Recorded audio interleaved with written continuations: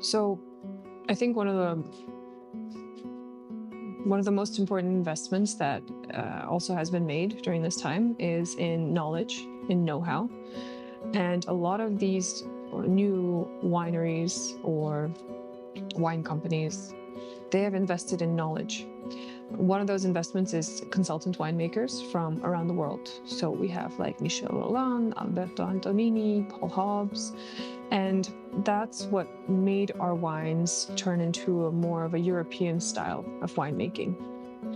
And that means that just classical white, rosé, red winemaking technologies, some with aging, some with not. And we also have our method of making amber wine as well, but that's not as popular as it is in our neighboring countries, for example. So we do make white rosé red wines, fortified wines, sparkling wines. We also have sweet dessert wines, which are made from like late harvest, etc. We also have orange wines, which are also can be natural with natural yeasts, can be just using commercial yeasts. And so in this case, some of them also use the garas, which is the clay amphora, and some of them don't. So stainless steel is also widely used.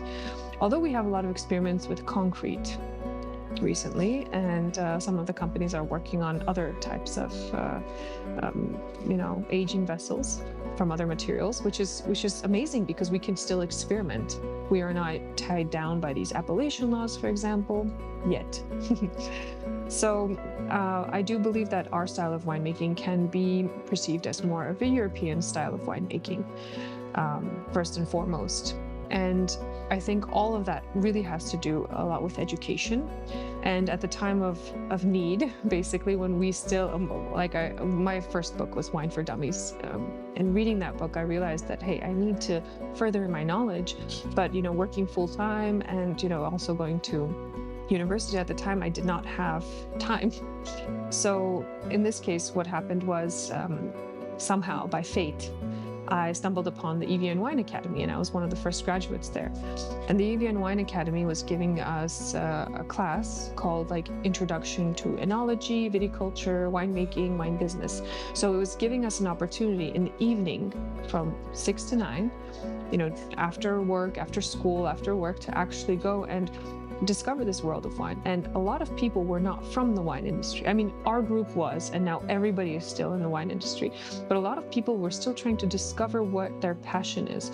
So we had people who were from law, from construction, from other types of maybe people who were working in different spheres, who actually decided that, hey, I want to understand what this is, and it gives you a wide scope of what the wine industry entails, because it's not only making wine, it's also importing the bottles, the corks, labels, design, marketing, strategy planning, all of this.